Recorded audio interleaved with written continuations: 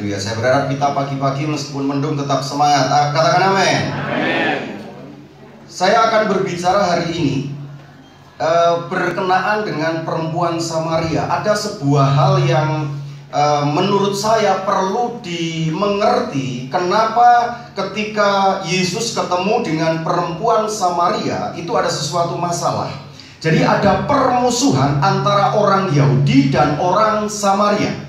Dan kebencian itu berlarut-larut sampai kemudian kalau Bapak Ibu ketemu di dalam Yohanes pasal keempat, coba kita lihat ya. Yohanes pasal yang keempat.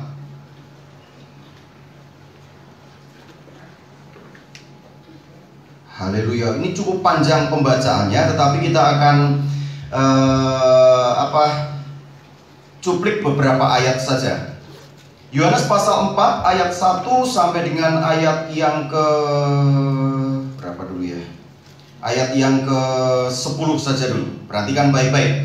Ketika Tuhan Yesus mengetahui bahwa orang-orang Farisi telah mendengar bahwa ia memperoleh dan membaptis murid lebih banyak daripada Yohanes, meskipun Yesus sendiri tidak membaptis melainkan murid-muridnya, ia pun meninggalkan Yudea dan kembali lagi ke Galilea.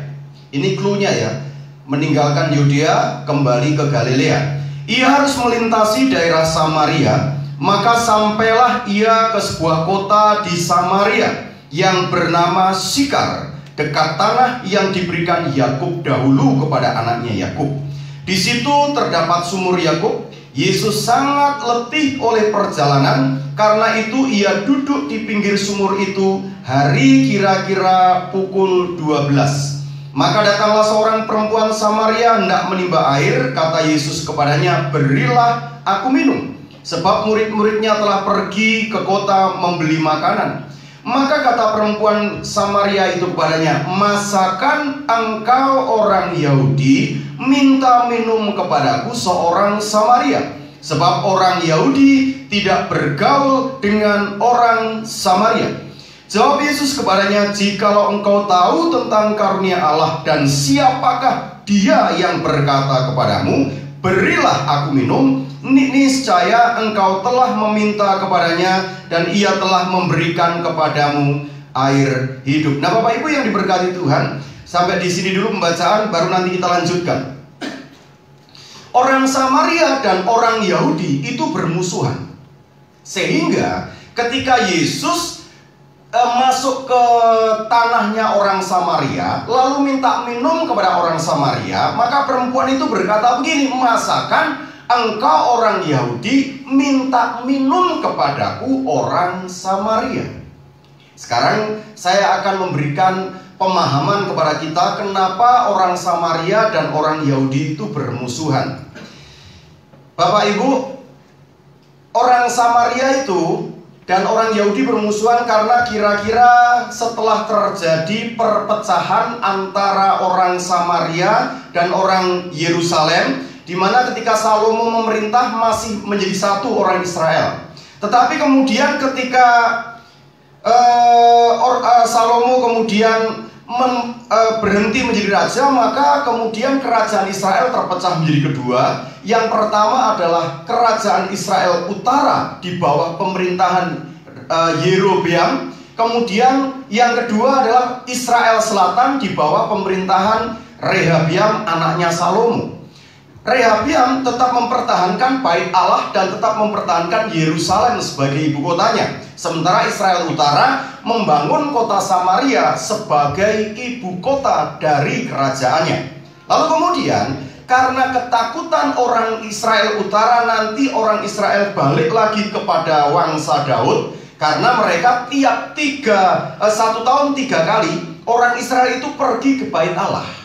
Nah, orang Yerobeam takut jangan-jangan nanti justru orang Israel Utara mau kembali kepada pemerintahan wangsa Daud. Makanya kemudian kalau Bapak Ibu ingat, Yerobeam mendirikan 2 patung lembu emas.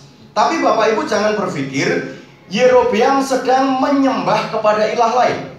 Karena Yerobeam berkata, "Inilah Adonaimu, inilah Yahwehmu." Jadi mereka tetap menyebut lembu emas itu sebagai Yahweh, sebagai Allah yang disembah oleh orang Israel. Cuma kalau di Yerusalem tidak divisualkan, karena memang Alkitab melarang orang memvisualkan Allah. Tetapi orang Yerusalem Utara, orang Israel Utara, karena terpengaruh dengan bangsa-bangsa lain yang memiliki dewanya yang terlihat, maka mereka membuat patung, yang pertama di Dan dan yang kedua di Betel. Jadi sekali lagi perlu dipahami, mereka sedang tidak menyembah dewa asing, tetapi menyembah Yahweh yang divisualkan. Meskipun itu jelas salah, karena Alkitab mencatat jangan membuat dan menyembah patung pahatan, itu udah clear. Tetapi orang Israel Utara lakukan itu. Nah, ketika tahun 720 sebelum Masehi, Israel Utara jatuh ke tangan kerajaan Asyur. Jadi kira-kira tahun 720 sebelum Masehi. Nah, ketika orang Israel Utara jatuh ke tangan Raja Asyur, maka kita lihat sekarang dalam 2 Raja-Raja pasal 17.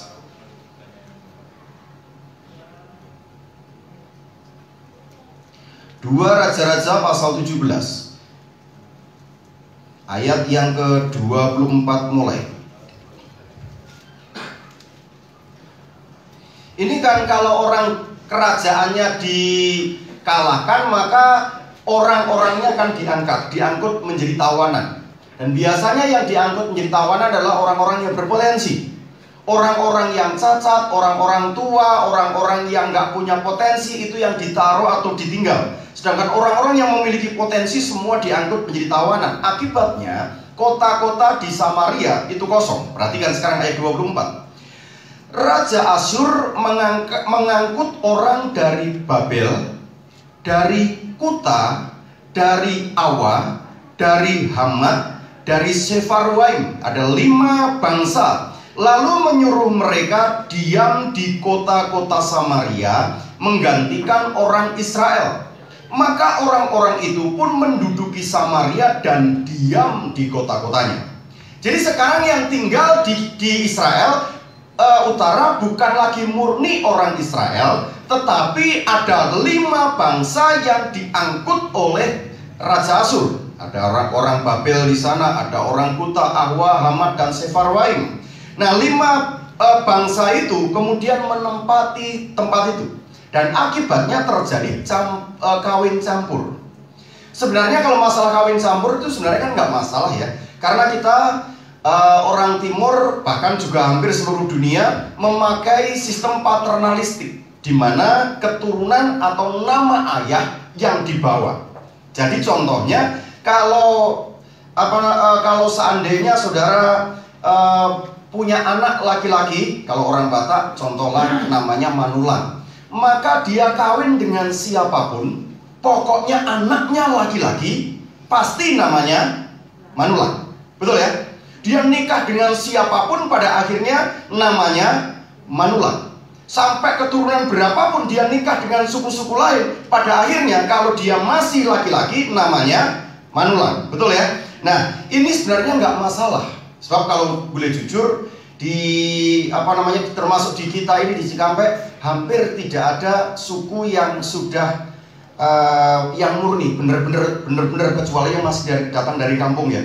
Orang Chinese asli Cikampek ini hampir juga nggak ada yang murni Chinese, sudah kawin campur dengan orang lokal, dengan orang pendatang dan lain sebagainya, termasuk WL kita.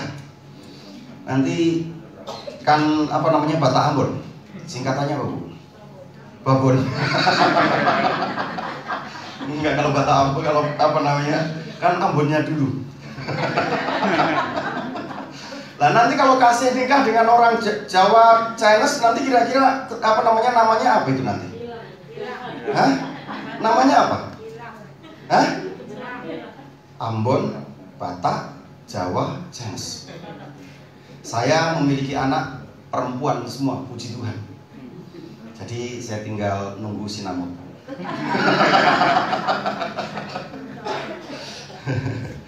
Nah, anak saya Jawa, Batak. Kalau ada yang belum kenal dengan istri saya, lihat orang cantik di pojok. Dia pakai ungu bukan pengen jadi janda ya. Jawa Batak. Maka anak saya namanya Si Jabat. Kebetulan bersaudara juga dengan pemain keyboard kita ini. Sama-sama dari Tiga Balata, sama-sama dari Blitar, sama. Makanya saya cukup dekat dengan mereka. Lalu kemudian anak saya pertama itu kemungkinan karena sudah pacaran cukup lama nikah dengan orang Bandung, tapi keturunan Bali Sunda. Maka dia Bali Sunda, anak saya Jawa Batak. Kira-kira cucu saya suku mana? Suku Gado-Gado, jangan Bu. Kira-kira suku mana? Kita sebut saja Indonesia, itu yang paling tepat ya. Nah, sebenarnya nikah campur nggak masalah. Nah, anak saya nanti kalau punya anak laki-laki, tetap darahnya disebut sebagai darah Bali, karena suaminya papanya orang Bali. Maka bagaimanapun juga nanti ketika dia nikah lagi dengan orang Toraja Manado, tetap saja kalau anak anak laki-laki tetap sukunya Bali, betul ya? Itu sebenarnya tidak masalah. Sekali lagi tidak masalah. Tetapi yang jadi masalah bagi orang Israel ketika mereka kawin campur, ayat 29.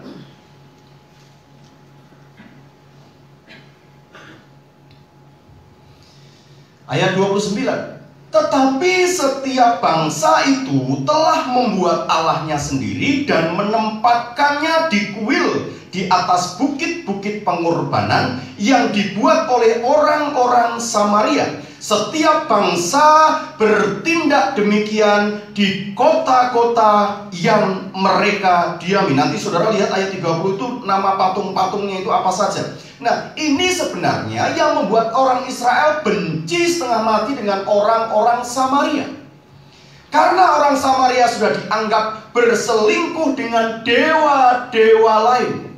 Sebab bagi mereka, orang Israel, bahwa Taurat dan Allah itu harga mati, tidak boleh ditawar-tawar. Sehingga kalau Bapak Ibu pernah mendengar ada orang yang menuduh Alkitab dipalsukan, Taurat dipalsukan, mereka nggak ngerti jiwanya orang Yahudi. Karena bagi orang Yahudi lebih baik mati dibanding merubah hukum Taurat. Salah satu buktinya ketika terjadi perang Makabe, 8 tahun orang Romawi itu gagal mengalahkan orang Makabe. Karena orang Makabe itu kuat. Nah, kemudian ketika orang Makabe terus bergerak sedemikian rupa, maka ada orang Yahudi yang berkhianat. Dan dia berkata kepada orang Romawi, mau nggak ngalahin orang Makabe? Bagaimana caranya? Gampang. Serang pada hari Sabat. Mereka tidak akan melakukan apa-apa. Sebab bagi orang Yahudi, melakukan sesuatu di hari Sabat itu kematian bagi mereka, melanggar hukum Taurat. Dan betul, orang Romawi menyerang orang Israel dari pemberontakan Makabe itu pada hari Sabat, sehingga pemberontakan Makabe dapat dipadamkan. Bagi orang Makabe lebih baik mati daripada mengangkat senjata melawan orang Romawi. Sebab bagi mereka, kalau mereka mengangkat senjata bisa saja mati, dan itu berarti sudah melanggar hukum Taurat, artinya tidak selamat. Lebih baik mati secara fisik, tetapi nyawanya, rohnya selamat. Ini orang Yahudi. Jadi kalau ada orang yang mengatakan orang Yahudi itu Alkitabnya sudah dirubah, dia nggak ngerti jiwanya orang Yahudi, budaya orang Yahudi. Lebih baik bagi mereka mati dibanding merubah hukum Taurat. Nah, ini yang terjadi Bapak Ibu yang diberkati. Kemudian ini kan dewa-dewanya sudah dibangun nih. Lalu kemudian orang Israel benci dengan orang Samaria karena mereka menganggap orang Samaria sudah tidak murni lagi menjadi pengikut Yahweh. Lalu pada tahun 450 tahun sebelum Masehi, tahun 450 sebelum Masehi, maka kita ingat kerajaan Israel Selatan sudah dikalahkan oleh Babel. Dan kemudian pada saat Esra dan Nehemia ada di kerajaan Persia, maka kemudian mereka dikirim pulang ke Yerusalem untuk membangun kembali Bait Allah dan membangun Yerusalem. Nah, ketika Esra dan Nehemia membangun Yerusalem termasuk membangun Bait Allah, maka orang-orang orang Samaria yang tertinggal, yang merasa bahwa mereka adalah bagian orang Israel, datang minta bagian untuk dilibatkan di dalam pembangunan. Bapak Ibu, bagi orang Samaria, dia mengatakan kami tetap Israel. Darah kami adalah keturunan Yakub. Tapi bagi orang Israel, orang Samaria dianggap terkutuk karena sudah mengikuti dewa lain. Akibatnya ditolak. Karena ditolak itulah kemudian orang Samaria marah, dongkolnya setengah mati. Pergilah dia ke Bukit Gerizim, lalu kemudian mereka membangun bait Allah sendiri. Nah, jadi masalahnya apa? Karena firman Tuhan berkata bahwa Bukit Moria itu yang menjadi tempatnya pembangunan bait Allah. Sementara mereka ada di Gerizim atau Bukit Moreh. Jadi kemudian karena mereka ada di Bukit Moreh, maka mereka memberanikan mengubah sedikit huruf dari Moria menjadi Moreh. Sehingga orang-orang Samaria kemudian berkata, kalian membangun di bukit yang salah. Harusnya bukan di Moria, tetapi di Moreh. Karena di Moria tidak ada dan tidak pernah terjadi apa-apa. Mereka lupa akan pengorbanan Ishak oleh Abraham. Lalu kemudian mereka di Gunung Moreh inilah Abraham ketika bertemu dengan 3 malaikat yang hendak menghukum Sodom dan Gomora. Bukit Moreh ini adalah tanah yang diberikan oleh Yakub kepada Yusuf anaknya. Jadi di tempat ini penuh dengan sejarah. Jadi jangan heran kalau kemudian mereka mengatakan bukan Moria tapi Moreh. Dan kemudian Bapak Ibu muncul di sekitar abad ke-7 atau sekitar tahun 700-an bahwa pengorbanan yang dilakukan oleh Abraham itu bukan di Gunung Moria, tetapi pengorbanan yang dilakukan oleh Abraham itu di Jabal Marwah, adanya di Arab, di Mekah.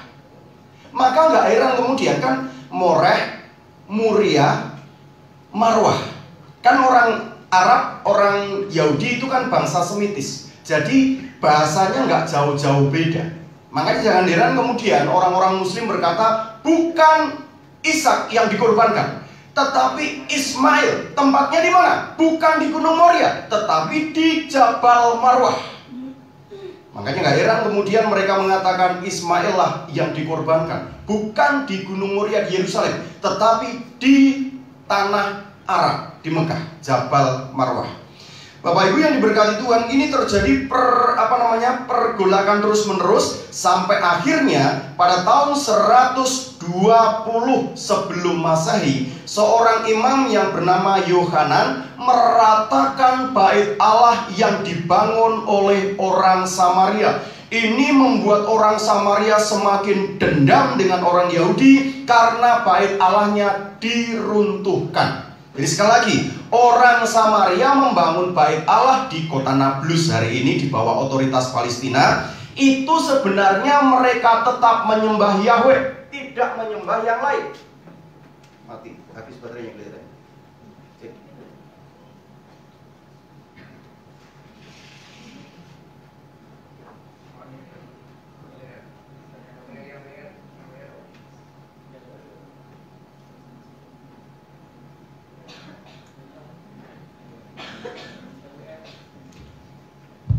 Oke. Ada gangguan gara-gara saya nyebut marwah nih kelihatannya. Nah Bapak Ibu, makanya tidak heran bahasa Arab dengan bahasa Ibrani itu kan nggak jauh beda. Contohnya nanti kalau saudara baca dalam Yesaya pasal 42 tentang bahasa Ibrani-nya memakai kata Elaha, Elohim. Elaha itu bahasa Arabnya Ilaika. Jadi kalau saya nyanyi lagunya orang Yahudi dari Yesaya pasal 42 tentang rusa merindukan air, itu lagunya begini, Keyayal ta'aroh Elaha Elohim Elaha Elohim itu kalau bahasa Arabnya Elaha itu ilaika. Ilaika ya Allah, ilaika ya Allah. Kelihatannya seperti ngaji ya, tapi kita sekarang nyanyi Yesaya pasal 42 itu sebenarnya ya. Jadi sedikit-sedikit perbedaannya. Jadi Yesus menghadapi sebuah budaya permusuhan antara orang Yahudi dan orang Samaria. Akibatnya ketika Yesus harus masuk ke kota dari Yudea mau ke Galilea atau sebaliknya, maka Yesus menurut orang Yahudi tidak boleh masuk kota Samaria. Orang Yahudi lebih baik memutar daripada melewati kota Samaria. Jadi Yudea, Samaria, Galilea itu berurutan seperti ini. Contohnya begini. Bapak Ibu kalau mau ke Pamanukan dari Kerawang atau dari Kerawang mau ke Pamanukan, itu paling cepat itu harusnya lewatnya Cikampek. Itu lebih cepat dibanding Bapak Ibu nanti mutar. Sebab paling banyak itu pasti Purwakarta. Oke. Tetapi bagi orang Yahudi, daripada dia dari Kerawang ke Pamanukan, dia lewat Cikampek, kota yang dimusuhi itu, dia lebih memilih memutar Purwakarta agar tidak ketemu dengan orang Cikampek. Itu yang dialami oleh orang Yahudi. Pernah satu saat orang Yahudi memaksakan diri karena takut kemalaman, dia masuk ke kota Samaria. Ada seorang rabi namanya Yohanan juga kebetulan. Lalu kemudian ditanya oleh anak-anak kecil di situ, Rabi mau kemana? Saya mau ke Yerusalem. Ngapain di sana? Mau menyembah Allah di bait Allah. Oh, jangan. Semendingan Rabi menyembah Allah di Bukit Moreh ini. Bait Allah ada di sini. Karena bait Allah di Yerusalem itu penuh dengan penumpahan darah. Jadi di sini orang-orang Samaria sudah mendidik anak-anaknya membenci orang Israel. Dianggap tanah Yerusalem itu penuh dengan pembunuhan. Sedemikian rupa dibenci dan mereka saling membenci.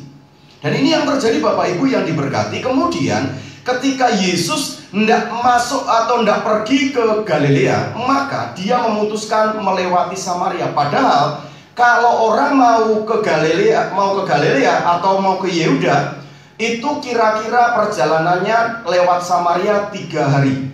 Tapi kalau memutar Yordan itu 6 hari. Orang Israel saking bencinya mendingan memutar Yordan meskipun 6 hari daripada lewat Samaria yang cuma 3 hari itu.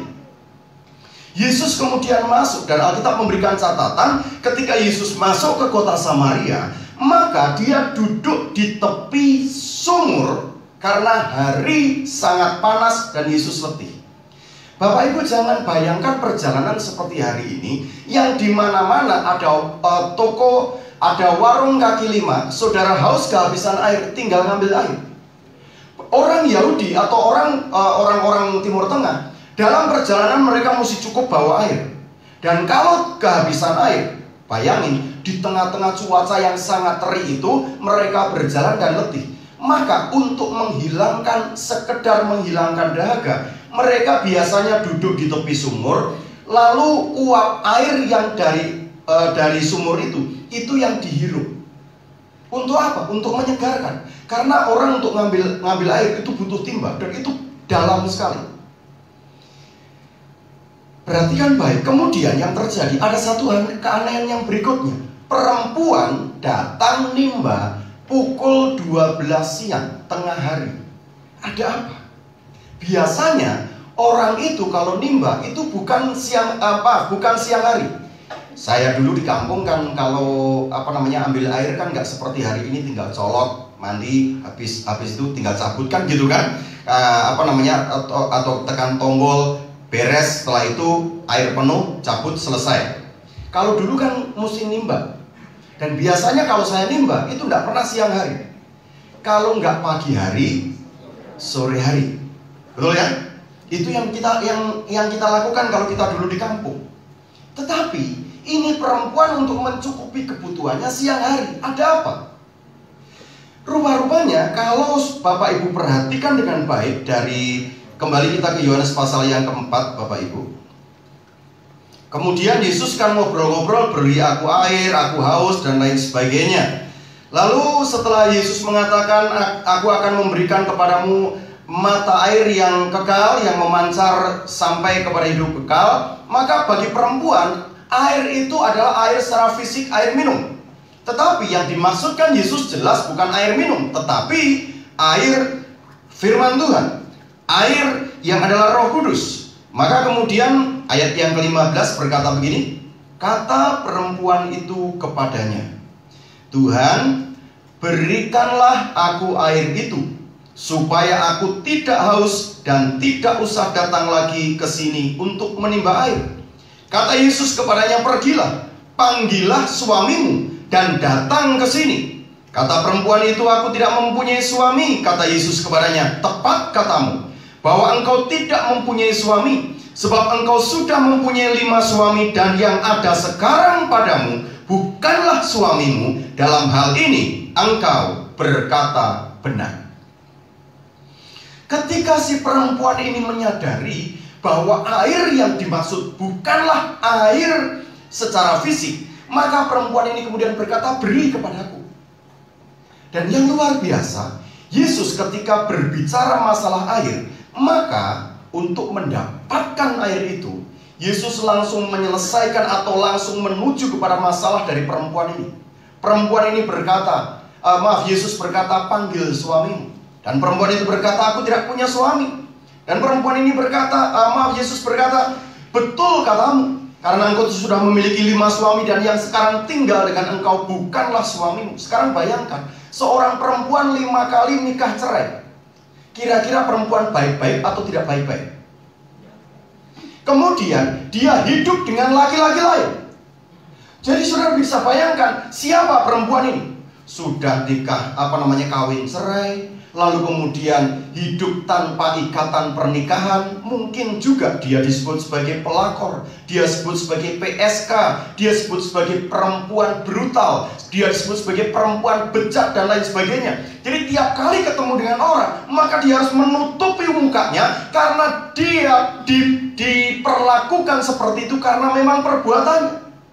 Jadi sudah orang Samaria itu bagi orang Yahudi sudah dibenci. Kemudian perempuan lagi, bagi orang Yahudi atau bangsa Semitis, perempuan itu milik, dibeli, dan tidak punya hak apa-apa. Sampai kalau Bapak Ibu ingat, Sarah memanggil kepada Abraham itu bukan bapak atau saya seperti hari ini, tetapi dia menyebut sebagai Tuan.